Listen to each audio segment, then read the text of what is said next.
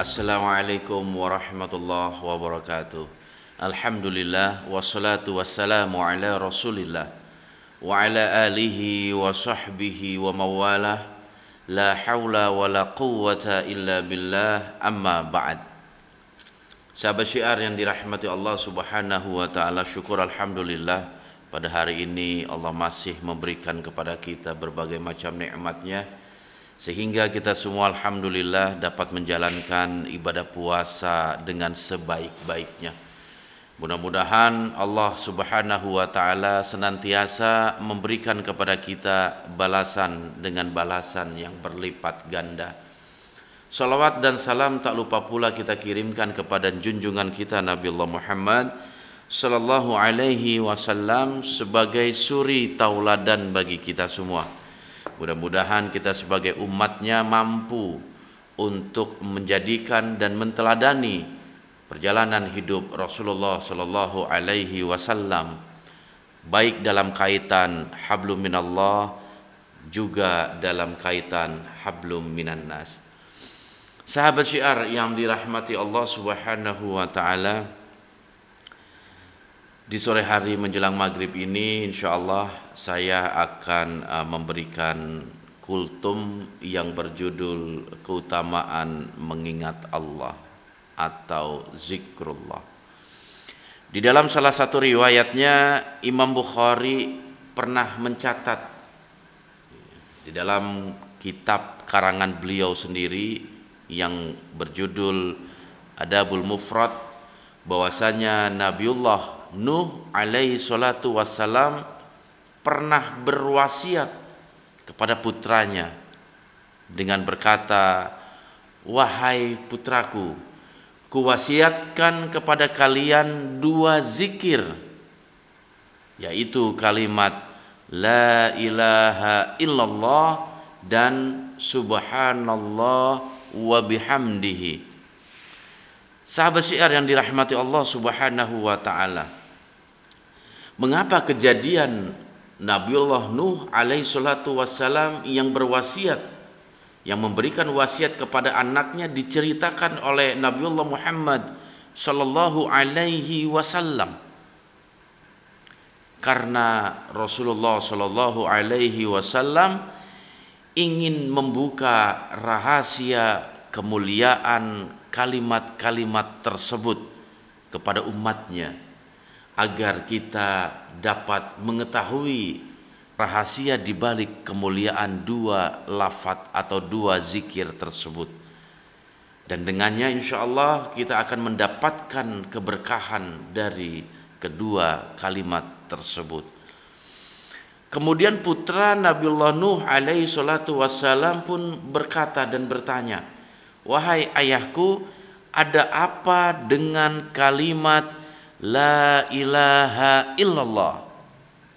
Maka Nabi Nuh pun menjawab bahwasanya kalimat la ilaha illallah jika ditimbang dengan seluruh alam semesta dan semua ciptaan Allah Subhanahu wa taala, maka kalimat tersebut lebih berat dari kesemuanya itu. Karena di dalam kalimat tersebut terdapat nama Allah Subhanahu wa taala yang telah menciptakan segala sesuatu. Masya Allah. Kalimat la ilaha illallah jika ditimbang, maka kalimat la ilaha illallah memiliki kemuliaan yang luar biasa. Maka Nabi Nuh alaihi salatu wassalam mewasiatkan kepada anaknya untuk memperbanyak membaca kalimat la ilaha illallah. Kemudian putra Nabi Nuh alaihi salatu wassalam pun bertanya lagi, "Wahai ayah, apa keutamaan dari kalimat subhanallah wa bihamdihi?" Maka Nabi Nuh pun berkata bahwa Allah Subhanahu wa ta'ala menjadikan rizki seluruh hambanya dari kalimat subhanallah wa bihamdihi. Dan kalimat tersebut merupakan solatnya seluruh makhluk Allah subhanahu wa ta'ala selain manusia dan jin, yaitu semua hewan, tumbuh-tumbuhan, gunung, laut, bebatuan, bahkan butiran-butiran debu yang ada di alam semesta ini. Semua solat, semua berzikir dengan kalimat subhanallah wa bihamdihi. Maka hanya dari kalimat subhanallah itulah cahaya Allah subhanahu wa ta'ala akan terpancar atau telah terpancarkan demikian luas sehingga mampu untuk menerangi jiwa-jiwa yang gelap menjadi jiwa-jiwa yang penuh dengan keyakinan kepada Allah subhanahu wa ta'ala, jiwa yang penuh dengan cahaya, jiwa-jiwa rubbani. Pemikiran-pemikiran yang kotor, pemikiran-pemikiran yang mengandung maksiat kepada Allah akan berubah menjadi pemikiran-pemikiran yang soleh, pemikiran-pemikiran yang baik, yang senantiasa berpikir positif. Kalimat subhanallah wa bihamdihi akan meruntuhkan kelicikan yang ada di tiap jiwa-jiwa manusia yang penuh dengan niat-niat buruk, sehingga kalimat tersebut merubah jiwa-jiwa tersebut menjadi jiwa-jiwa yang bersih dan jiwa-jiwa yang suci. Karena apa? Karena orang tersebut begitu asik dalam mensucikan nama Allah subhanahu wa ta'ala, dan Allah pun ikut mensucikannya di dalam zatnya.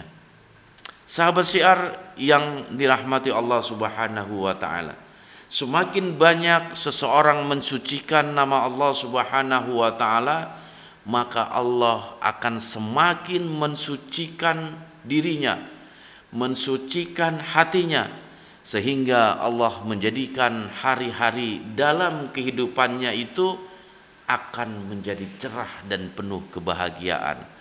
Allah jadikan kehidupannya itu di dunia maupun di akhirat menjadi kehidupan yang penuh dengan kebahagiaan. Karena apa? Karena ia menyukai ucapan yang baik, yaitu subhanallah wa bihamdihi. Allah menyukai kalimat subhanallah wa bihamdihi.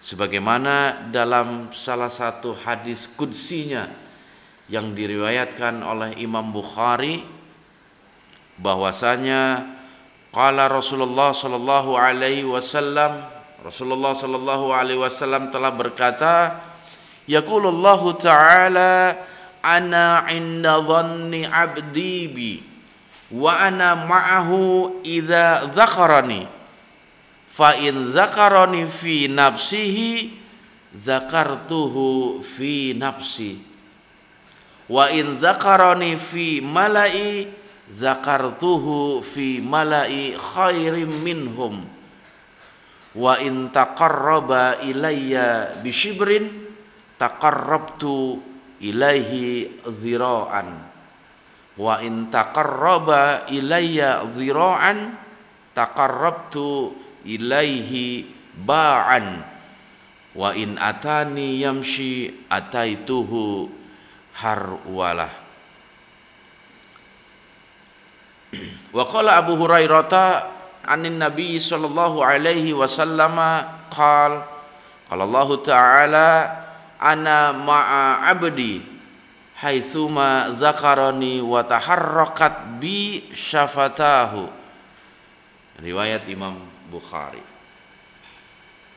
Dalam riwayat ini disebutkan bahwasanya Rasulullah sallallahu alaihi wasallam bersabda, Allah subhanahu wa ta'ala berfirman, aku bersama prasangka hambaku dan aku bersamanya ketika ia mengingatku.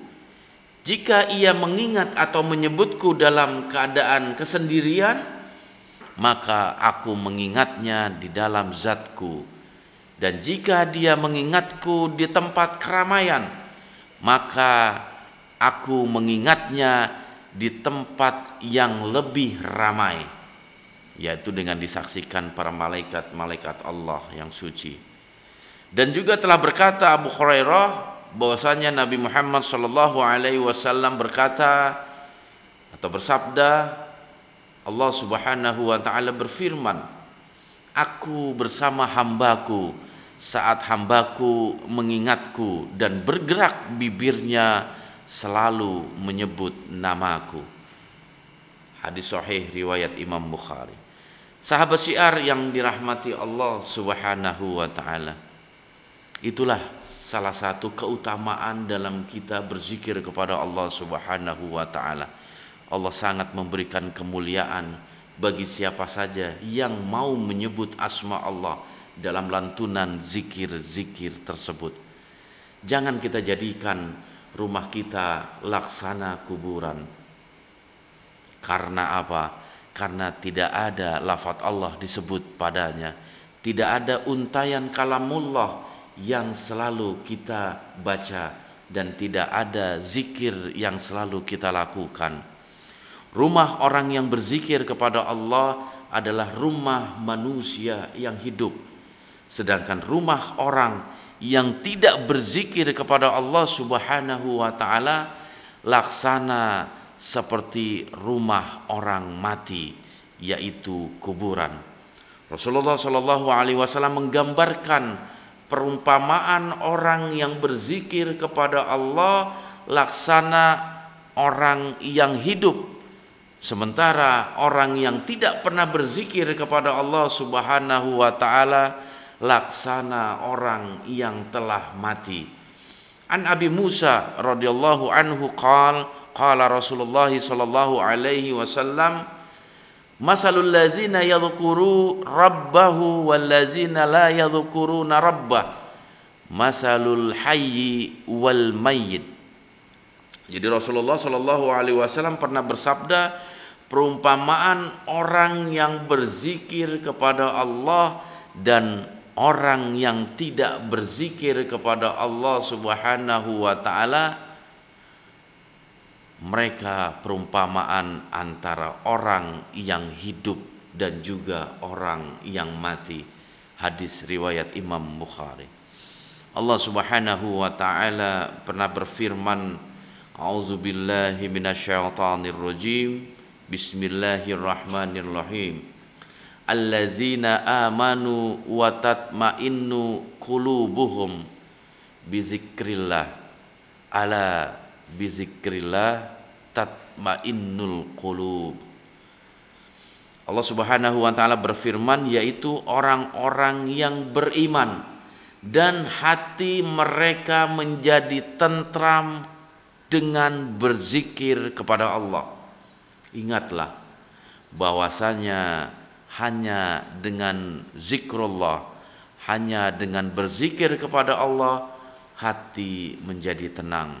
Sahabat syiar, mudah-mudahan kultum yang singkat ini bisa memotivasi kita untuk selalu berzikir kepada Allah Subhanahu wa taala, agar hati dan jiwa kita tetap hidup, dan agar hati dan jiwa kita diselimuti oleh cahaya Allah Subhanahu wa taala, yang pada akhirnya Allah akan senantiasa memberikan hidayah taufik kepada kita, sehingga perjalanan hidup kita akan jauh lebih baik dari hari-hari sebelumnya. Mudah-mudahan dapat bermanfaat, khususnya buat diri saya pribadi, dan saya ucapkan selamat berbuka puasa bagi sahabat-sahabat sekalian dimanapun Anda berada. Mudah-mudahan ibadah puasa yang kita lakukan pada hari ini dan juga ibadah-ibadah lain diterima di sisi Allah Subhanahu wa taala dengan mendapatkan nilai terbaik. Wabillahi taufik wal hidayah. Wassalamualaikum warahmatullahi wabarakatuh.